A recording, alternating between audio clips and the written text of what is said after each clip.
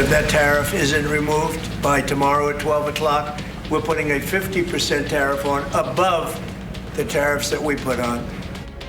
Right now, Wall Street continues to slide as the threat of new tariffs looms. While the stock market volatility is impacting those here in Wisconsin. It really did throw us here for a loop because this one's going to hurt. A failed referendum is impacting nearby students. The cuts being made at Dodgeville schools after the election. And helping those who are battling addiction, while UW doctors say artificial intelligence may be healthcare's future. It's all coming up on News 3 Now after the game edition.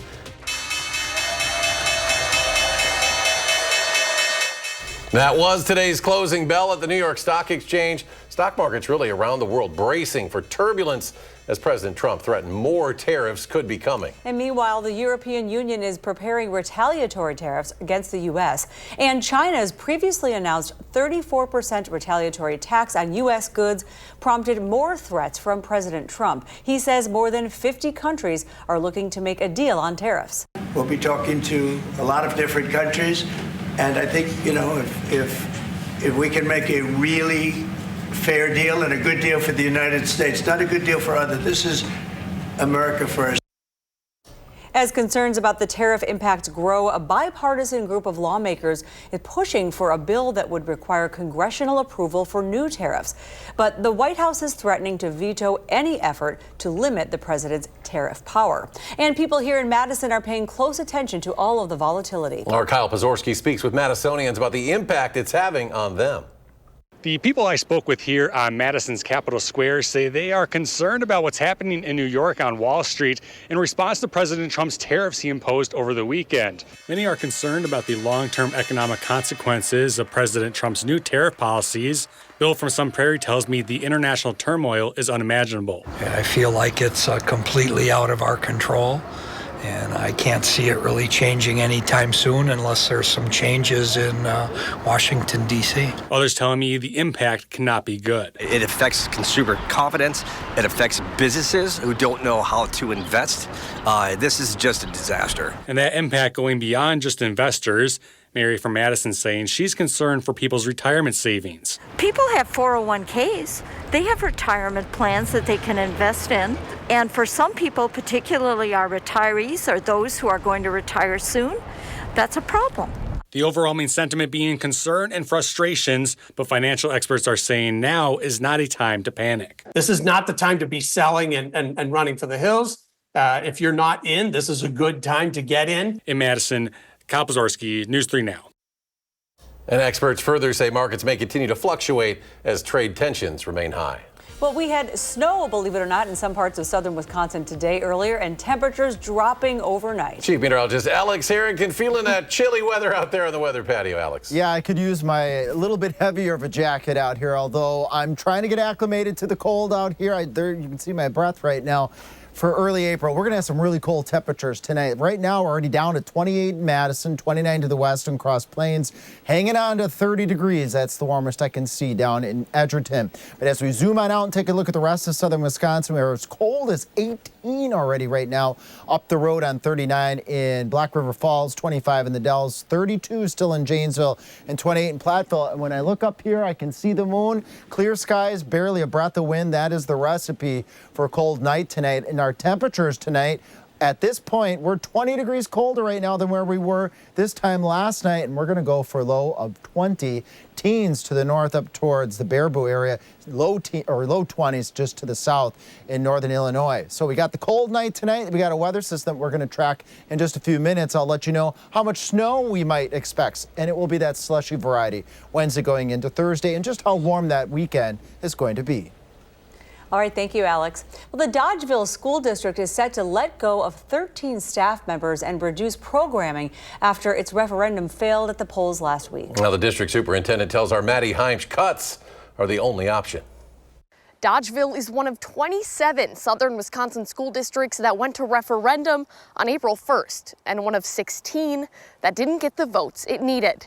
It really did throw us here for a loop because this one's going to hurt. Dodgeville Superintendent Ryan Bonsack says he understands the no votes at the ballot box. Finances are tight. The community has the right to vote, And right now they're saying is we don't have the money to do this. But without the community's permission to raise the tax levy, We've got a significant gap between revenue and expenses. closing that gap means reducing elective courses and extracurriculars and cutting 13 staff members, which will increase class sizes on average by 4 to 5 students per teacher. The expenses to educate students is higher than it's been in the past. The expense to educate has been on the rise since 2009, when the revenue limit for schools stopped regularly adjusting for inflation. So essentially, since 2009, districts have been falling further and further behind inflation when it comes to these main sources of revenue. Ari Brown with the Wisconsin Policy Forum says that's why there have been more than 200 operating referenda on Wisconsin ballots since the beginning of 2024, accounting for about half of Wisconsin's 421 districts. There are a lot of upfront operating costs that districts have to contend with regardless of how many students they have. The last time an operational referendum passed in Dodgeville was 2012. We were pinching back on resurfacing gym floors. We're pinching back on resurfacing parking lots. We've got a roof that's got a leak in it. Bonsack says the district has been pinching pennies for years now, and they'll have no choice but to reach out their hand to the community again in 2026. We're going to be a different school district because we're going to have to make cuts, but we absolutely refuse to not educate our students. Reporting in Dodgeville, I'm Maddie Heimsch, News 3 Now. A person is dead after a shooting in Evansville that happened over the weekend. Sunday morning, Evansville police were called to South Madison Avenue for reports of a shooting. One person was found shot. They were taken to a hospital where they later died. The victim's identity has not been released. The Rock County Sheriff's Office says there's no threat to the community. The investigation is ongoing. The search continues for a missing boater who fell into the Wisconsin River. Wisconsin Dells police have identified the missing person as this man, 20-year-old Francesco DiFilippo of Chicago.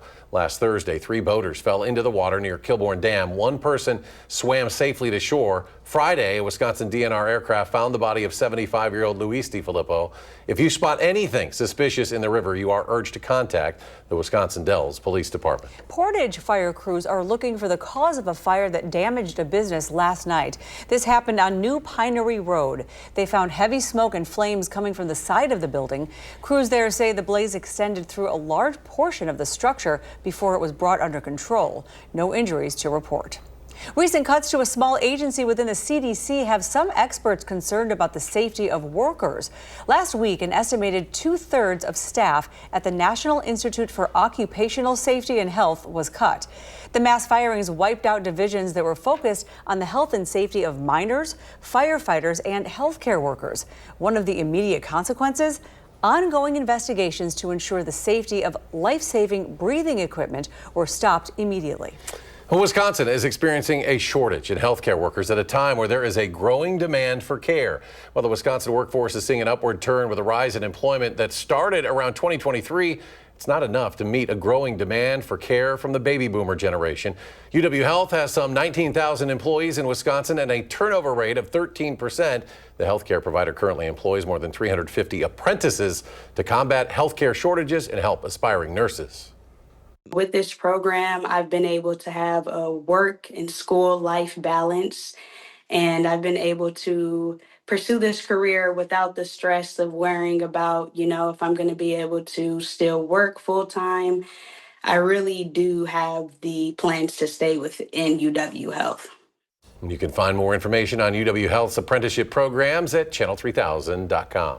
Well, researchers at UW say artificial intelligence could be used to streamline care for those battling addiction. A new AI algorithm developed by UW scientists can scan through health records in seconds to look for certain patterns associated with opioid use disorder. Patients identified by the AI screening who got consultations were 47% less likely to go back to the hospital within 30 days. Researchers say that's because the tool nudges doctors to think about withdrawal and also what care the patient can get outside of the hospital. Help the patients to reduce the harm that they may receive from their addiction disease, give them Narcan and fentanyl test strips and other things that are beyond just the medications that we give for opioid use disorder. Doctors say UW has a committee that reviews AI software so patients aren't misidentified. Researchers hope the tool can be used for other types of conditions in the future. Well, after the break, southern communities are dealing with flooding after severe storms pass through the U.S. And curbing an ongoing outbreak of measles. The support for vaccinations being shown by Health and Human Services Secretary Robert F. Kennedy Jr. That's next.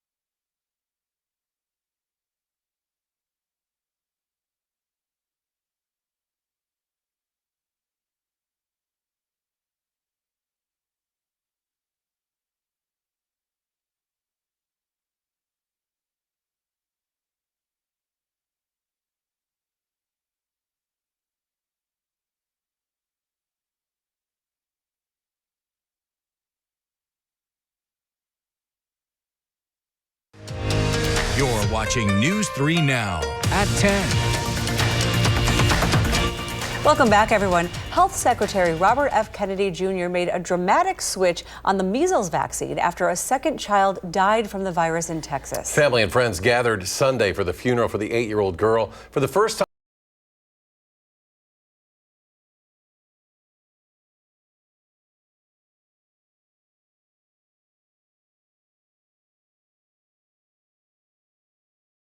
Kennedy expressed explicit support for the measles vaccine, saying the most effective way to prevent the spread of measles is the MMR vaccine. He said he is working with Texas health officials to control the outbreak. It comes as he has faced widespread criticism for suggesting alternative treatments like vitamin A and cod liver oil. Doctors say they will not prevent measles.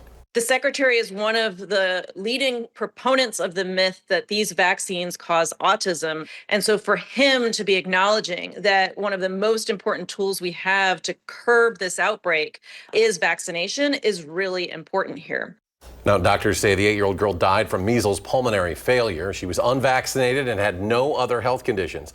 There are now 642 confirmed cases of measles across 22 states, 499 of which are in Texas, including more than half a dozen cases at a single daycare in Lubbock. April is Parkinson's Awareness Month, and health officials believe many people are living with this illness without knowing it. According to the Parkinson's Foundation, nearly 90,000 people in the U.S. are diagnosed with the disease every year. The Mayo Clinic says one of the earliest signs can be a slight tremor or shakiness. Other warning signs include stiffness, difficulty with movement, speech may become softer, and there may also be a sleep disorder that develops. Where patients will start acting out their dreams and they'll start to get very, very physical in their dreams. If we can catch it early, we can treat it early. Parkinson's disease is the second most common neurodegenerative disorder in the U.S., behind Alzheimer's disease. A surprise visit from the Pope over the weekend. He made his first public appearance since leaving a hospital 2 weeks ago. The 88-year-old rolled through St. Peter's Square in a wheelchair yesterday, lifting his hand slightly, you can see maybe, to wave at the crowds. Pope Francis still had a breathing tube in his nose as he appeared on a stage at a special Jubilee Mass for the sick and medical workers. Americans were among those who had the chance to see the Pope. I started crying. I never imagined I would be able to be here, and I don't know how to explain it. It was just, I have no words for it. It was beautiful. It was beautiful. Pope Francis gave a short greeting to crowds in Italian, saying, "Happy Sunday to everyone." His voice sounded stronger than when he spoke to well-wishers outside of the hospital 2 weeks ago. This is after battling life-threatening pneumonia during a 5-week-long stay. Violent storms that swept through the southern and central U.S. have claimed the lives of at least 19 people now in 7 states. The severe weather system wreaking havoc from Texas all the way up to Ohio, spawning at least 60 tornadoes, according to the National Weather Service. More than a foot of rain fell across parts of the Mid-South in less than a week. I've seen homes underwater that have never had water. I don't think people were ready. We're still not out of the woods. It's going to take days for the river flooding to recede. Some rivers already cresting and others set to crest by midweek. Experts say for many, the worst may still be yet to come. And we have some rain expected here, but nothing like those totals down south. And Alex Harrington has some of those right in front of us now. It's unbelievable. It's absolutely impressive. Not only the totals, Sarah, in southern Wisconsin, but the sheer space that this takes up of all those incredible amounts here, really stretching from Oklahoma all the way to the mid-Atlantic. And then here's that area from Arkansas up into Tennessee, up into Kentucky. This is a rainfall estimate, nearly 14 inches in Arkansas, nearly 13 inches in Tennessee, and nearly 17 inches in Kentucky. The First Run Weather Team, we are thinking about all of you folks to the south that really have been reeling with that severe weather. Nothing like that here now, nothing like that in our forecast, thank goodness. Although it will be cold tonight, down to 20 Wednesday going into Thursday. We have our weather system. This will be a weak weather system, and I can promise you warmer temperatures by the weekend. Those are the 3 things you got to get out of the forecast. We're already down now to 27 in Madison, 28 down the road in Middleton, 29 in Cross Plains, and then we'll go down the road to the southeast to Edgerton. You're the warm spot right now at 30 degrees. Across the rest of southern Wisconsin is cold now. We've dropped another degree up the road on 39 in Black River Falls at 17 already, 22 in Camp Douglas. So our temperatures are going to drop just out on the patio, clear skies, calm winds. That is the recipe for a very cold night tonight in the teens to right around 20 degrees. That's about 13 degrees below normal for this time of year. And tomorrow, it will be that deceptive sunshine. It's sunny out. You look out the window, you think, ooh, it's a really nice day. But our temperatures will only be in the low to mid 40s at best on Tuesday. But we got some improvement once we get through our weather system. Wednesday going into Thursday, scattered showers. Some wet snow may mix in at times with this weather system. Here it comes as we get towards the lunch hour, stretching from the Dells to Watertown points to the south. A little bit of that mix builds in. That's the pink and that's the blue that you see here. But it's mixing in with the rain. And again, we've got warmer surfaces on those grassy surfaces, so any accumulations will be slushy at best. Still seeing some showers as we go into Thursday morning, and we can't rule out a meandering shower or two as we go through the daytime. Thursday, finally ending a little bit later as we go into Thursday night. Now, snowfall amounts, really nothing in southwest Wisconsin. You stand the chance of a couple of snowflakes. Right now, weather models are eyeing up Madison and points off towards the east for the potential of that little bit of slushy snow accumulation, ½ inch to an inch. But as it falls, it will be battling those warmer grounds, which will be melting it at the same time. And even if it doesn't melt right away as we go from Thursday, look at Friday. Here we go. This starts the signal of the warming trend. 54 degrees Friday, 61 Saturday, 67 on Sunday. A cold front comes through Sunday going into Monday with some breezy conditions. There could be a slight chance of a shower with that front coming through southern Wisconsin. I also want to remind folks, go to channel3000.com. We have a great Beyond the Barometer that meteorologist Blaze Keller put together as part of Severe Weather Awareness Week on upcoming storm spotter classes. This is a bit of a busy slide, but we have Orfordville tonight, Fond du Lac coming up tomorrow, and Sheboygan Falls coming up a little bit later in the week. And you can check that schedule out on channel3000.com. As part of Severe Weather Awareness Week, we'll give you more tips throughout the week. All right, thank you, Alex. Well, country music star Luke Bryan is heading back for a Wisconsin farm show this summer. His annual farm tour will stop at Klondike Farms in Brooklyn on September 18th, one of 3 in the Midwest. Bryan has been running this farm tour since 2009, playing at family farms across the country. He held a similar show in Brooklyn back in 2023 to a crowd of nearly 20,000 people. Ticket information can be found on our website, channel3000.com. And get ready for a fun-filled weekend of music this weekend. The UW Varsity Band will perform its annual spring concert on Friday and Saturday at the Kohl Center. This year's show is meant for all ages and will feature hits from Ariana Grande and Michael Jackson, along with well-known favorites like Space Badgers and If You Want to Be a Badger. Both Friday and Saturday's concerts will start at 7:30 p.m. and we have a link to ticket information in this story on channel3000.com. And the Milwaukee Brewers will hold a public ceremony to honor the life of longtime broadcaster Bob Uecker later this summer. Ahead of their game against the San Francisco Giants, it's set for August 24th. The team will hold an event featuring special guests as well as videos rarely seen from Uecker's life. Bob Costas will host the ceremony. Uecker called Brewers games for 54 years and continued in that role even after being diagnosed with small cell lung cancer.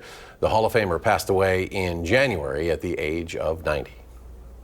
And still to come in sports, why I said it is great to be a Florida Gator. How they cut down the Cougars and chomp down the Nets in San Antonio. Next on News 3 Now.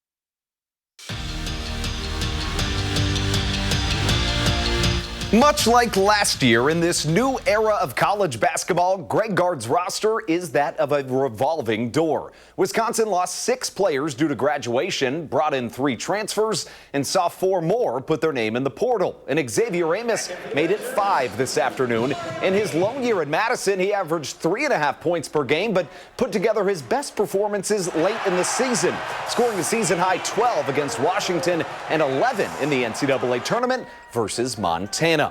Down to San Antonio, where the Florida Gators chomped their way to a national championship. Their star, Walter Clayton Jr., stepped up when they needed him most, cans the triple to tie the game at 60 apiece. And after an onslaught of free throws, the Cougars, they had a chance to win it. But in the final seconds, failed to even get a shot up. And for the first time since they won their back-to-back titles in 2006 and 2007, it is great to be a Florida Gator. They cut down the nets with a 65-63 win. And the Bucks are off tonight and is a much-needed rest for Giannis. The Greek Freak has been on a tear lately, averaging a triple-double with 36 points, 12 rebounds, and 13 assists per game over Milwaukee's last 4 games, which have all been wins. And for that stat line, Giannis has been named the Eastern Conference's Player of the Week. On the ice, the Women's World Championships get underway tomorrow, and Wisconsin will be well represented on the world stage, with 9 Badgers representing Team USA, which is a squad that is absolutely loaded with talent from the Badgers. Hillary Knight, Britta Curl, Layla Edwards, and Caroline Harvey, just to name a few. The U.S. will face Finland in Game 1. And on the men's side, more good news for Mike Hastings after a couple days after Quinn Finley announced he'll be back for his junior season. Aiden Dubinsky committed to Wisconsin this afternoon, and that very much helps boost the Badger defense. Dubinsky played 3 seasons at Minnesota Duluth, where he tallied 7 goals and 27 assists. And how cool is this? On Sunday, not only did DeForest's Abigail Henriksen get to golf at Augusta National in the drive, chip, and putt competition, but she won the whole thing in her age group, taking first with 25 points and posted the best chipping performance ever at the drive, chip, and putt national finals. By the way, the Masters tee off this Thursday. We'll be right back.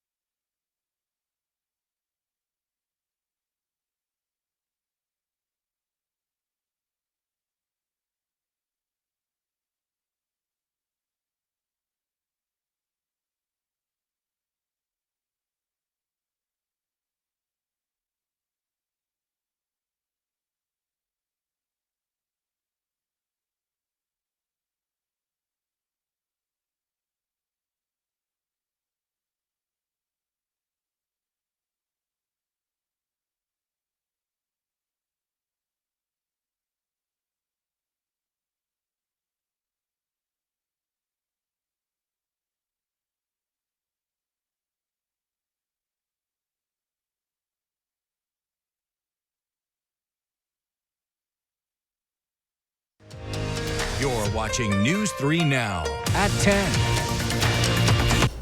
Well, a species that hasn't walked the earth in over 10,000 years is now back. Beautiful. Look at this. Time magazine reporting that the company Colossal Biosciences has successfully created 3 dire wolf puppies. Scientists deciphered the dire wolf genome and then rewrote the genetic code of the common gray wolf to match it. Using domestic dogs as surrogate mothers, they birthed 3 pups, Romulus, Remus, and Khaleesi, effectively for the first time, bringing back a species from extinction. The company also wants to bring back the woolly mammoth, the dodo, and the Tasmanian tiger. Back in March, scientists copied mammoth DNA to create a woolly mouse. You might remember we told you that story. I told them at the time, I said, they didn't watch Jurassic Park. They didn't know the trouble that comes from this. That is a beautiful dog. It is beautiful, kind of like your Loki. Wolf. Yeah, well, they're white. Loki does look like that classic wolf. You took in a wolf. I did. I did. I took him home for the first time. My mom gave me quite the look. And now, where did you find this wolf? Exactly. She was a little bit concerned. And now when we have hamburgers, she'll make him a hamburger. Yeah, that's how it always. The ones that don't want them end up loving them the most in the end. Chilly weather this morning. Sarah was out walking her dog, and it was like blowing sideways. Yeah, with the snowflakes. I stayed out there for miles, just snow. I'm like, really? Well, that always happens in April. And with Loki, dragged me out and dragged me right back in. And this is what we're up against tomorrow morning for temperatures around 20 degrees. That's pretty chilly for this time of year. And all we're going to do for tomorrow is highs in the 40s, but it will be sunny. So that's certainly good news. It always helps. All right, Alex, thanks. Thanks for staying up with us, folks. We hope you have a great night.